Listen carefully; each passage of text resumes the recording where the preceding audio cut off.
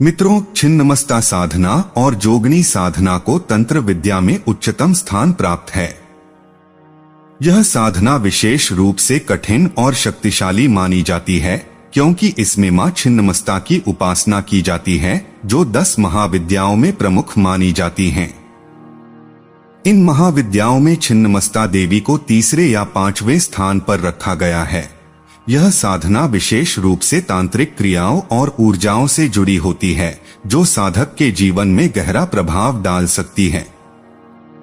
छिन्नमस्ता देवी को प्रचंड चंडिका के रूप में जाना जाता है। इनका स्वरूप अत्यंत भयानक और शक्तिशाली है। छिन्नमस्ता देवी के एक हाथ में खड्ग होता है और दूसरे हाथ में उनका स्वयं का कटा हुआ मस्तक होता है।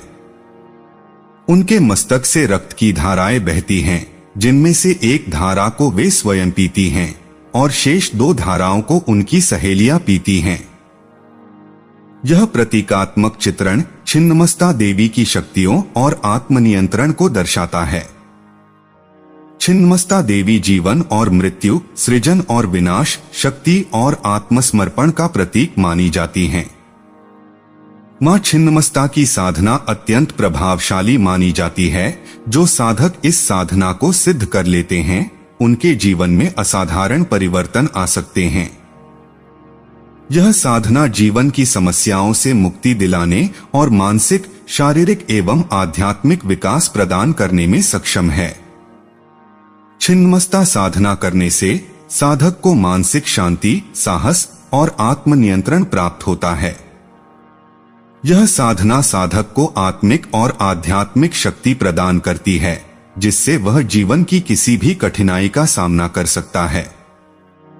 आज हम आपको देवी छिन्नमस्ता माता के साधन के विषय में बताने जा रहे हैं तथा इस साधना को करने के लिए उपयुक्त शाबर मंत्र का प्रयोग किस प्रकार से करना है, आपको इस वीडियो में विस्तार से बताएंगे।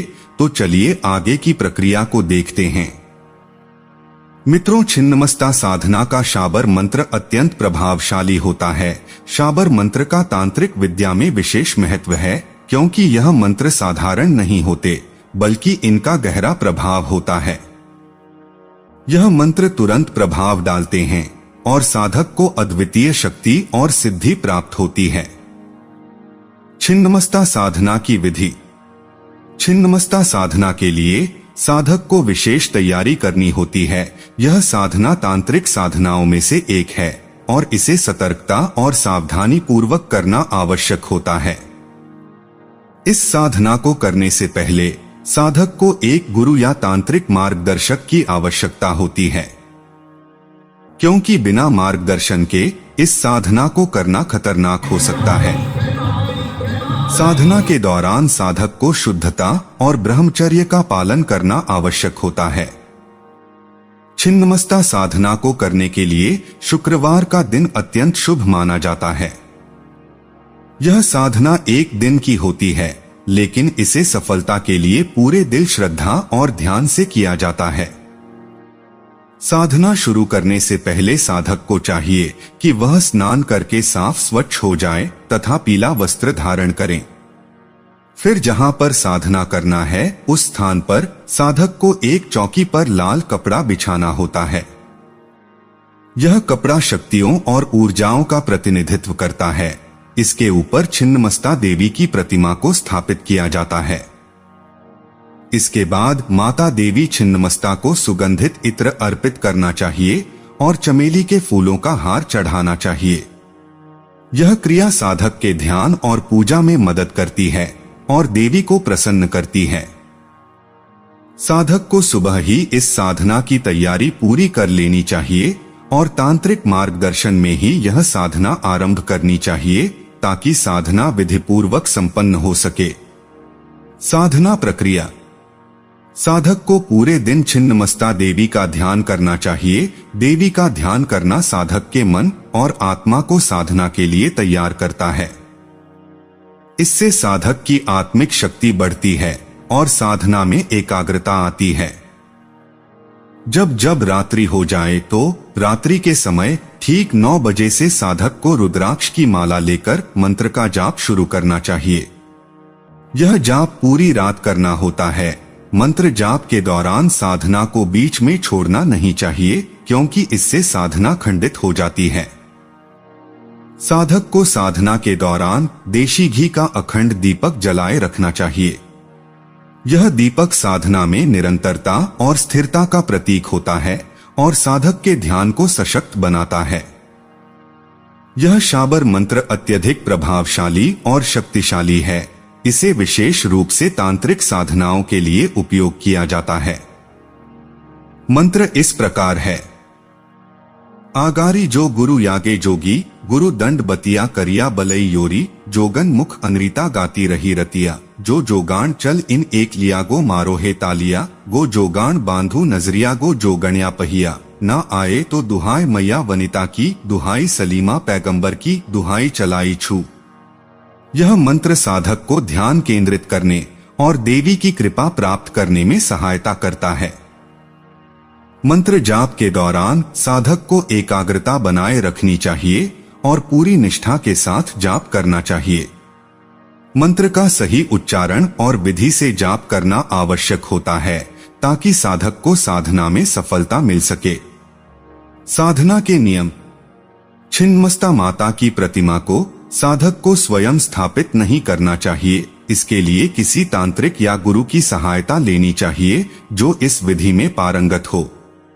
साधना हमेशा गुरु के मार्गदर्शन में ही करनी चाहिए। बिना गुरु के मार्गदर्शन के यह साधना खतरनाक हो सकती है और साधक को मानसिक और शारीरिक रूप से प्रभावित कर सकती है। साधना के दौरान अखंड दीपक जलाए रखना और ब्रह्मचर्य का पालन करना अत्यंत आवश्यक है। यह साधक की साधना में शुद्धता और स्थिरता बनाए रखता है।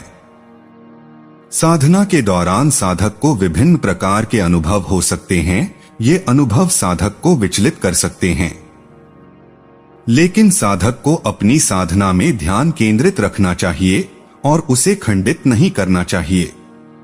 साधना के परिणाम। जब साधक पूरी निष्ठा और श्रद्धा के साथ छिन्नमस्ता साधना करता है तो उसे एक दिन में ही सिद्धि प्राप्त हो सकती है। यह साधना साधक के जीवन में अद्वितीय बदलाव ला सकती है। माता छिन्नमस्ता अत्यंत शक्तिशाली देवी हैं और वे अपने भक्तों की सभी समस्याओं का निवारण कर सकती हैं।